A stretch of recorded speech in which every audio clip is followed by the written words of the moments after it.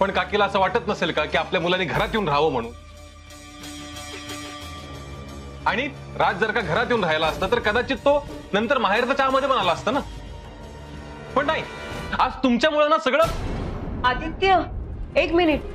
हे सगळं पुन्हा पुन्हा मी ठरवून करते असं जर तुला म्हणायचं असेल ना. तू ठरवून करतेस असं म्हणत नाहीये मी, पण हे सगळं असं घडावं असं तुझ्या मनात नक्की होतं सानी. आणि आता सुद्धा तुला असं वाटत असणार आहे की बरं झालं आपण आईला बोलवलं म्हणून. आदित्य, तू सरळ सरळ आरोप करतोयस माझ्यावर.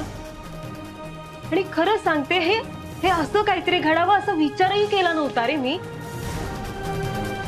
हे आदित्य, कावेरीला आणि माझ्या मम्माला मी खूप चांगल्या इंटेन्शनने इथे बोलावलं होतं. अरे सानिया, अजून किती धूळ फेकणार आहे स्वतःच्याच डोळ्यात तू सानिया? तुला कळत नाहीये, तुझ्या अशा वागण्याने आपल्या नात्याविषयी कठोर निर्णय घ्यायला भाग पाडतेस तुम्हाला. कसला कठोर निर्णय?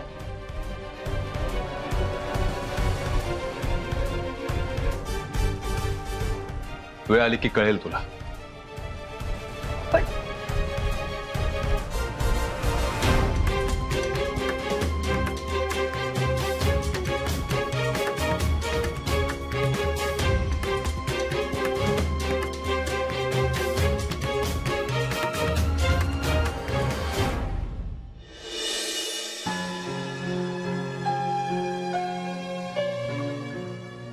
मे आई कम इन मैडम?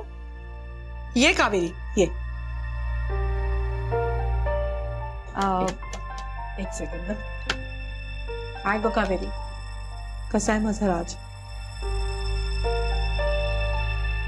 का तडकाफडकी निघून गेला ना तो? त्याचं मन बळवायचा वेळही मिळाला नाही मला. तिकडे त्यांना तुमची काळजी वाटते आणि इकडे तुम्हाला त्यांची काळजी वाटते. मला ना तुम्हा मायलेकाचं कळतच नाही. म्हणजे एवढी काळजी वाटते एकमेकांबद्दल, पण एकत्र राहायला नको. अगं, मला ते एकत्र राहायचंय ना, तोच निघून गेला. त्याला त्याचं आयुष्य करायचंय म्हणून. खरं सांगू तुला, कधी एकदा तो पुन्हा कायमचा घरी परत येतोय, कधी एकदा तो माहेरच्या चहाचे व्यवहार पूर्वीसारखे सांभाळतोय असं झालंय मला. नका काळजी करू मॅडम, नक्की परत येतील ते. खरं सांगू का तुम्हाला, हे जे काही घडलं ते खरंच खूप वाईट घडलं. पण म्हणतात ना, वाईटातून नेहमी काहीतरी चांगलं घडत असतं, तसंच झालं बघा. ह्या सगळ्या प्रकारामुळे सरांमधलं आणि तुमच्यातलं नातं पुन्हा एकदा घट्ट विणलं गेलं. तुम्ही अजिबात काळजी करू नका त्यांची, एकदम व्यवस्थित आहेत ते. खरंय.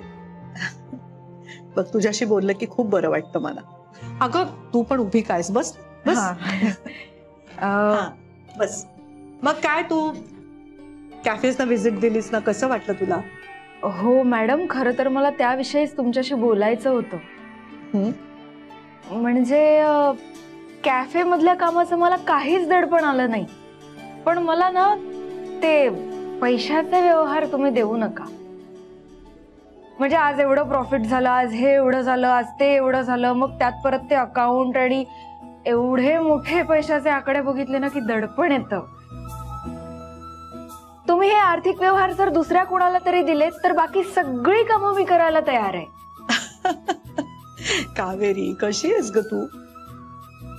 अगं, तू शाळेत गणित शिकवायचीस ना, मग तू आकड्यांचं दडपण कसलं घेतेस? हो, मी मुलांना शिकवायचे, पण मॅडम त्या आकड्यांमध्ये जेव्हा हे पैशाचे व्यवहार येतात ना, तेव्हा खूप गांगरून जायला होतं. आणि मुळात ते पैसे माझे नाहीये, हे खूप जोखमीचं काम आहे. जर तुम्ही दुसऱ्या कोणाकडे तरी दिलं तर बरं होईल. हे बघ कावेरी, ह्या कामासाठी अतिशय विश्वासू माणूस असणं गरजेचं असतं. आणि माझा तुझ्यावरती, तुझा स्वतःवरती नसेल ना, त्यापेक्षा सुद्धा जास्त विश्वास आहे. खरं तर मॅडम, तुमचा माझ्यावरचा एवढा विश्वास बघून भारावून जायला होतंय.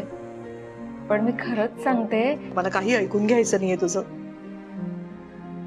तू छान हँडल करतेस सगळं, तसंच कर.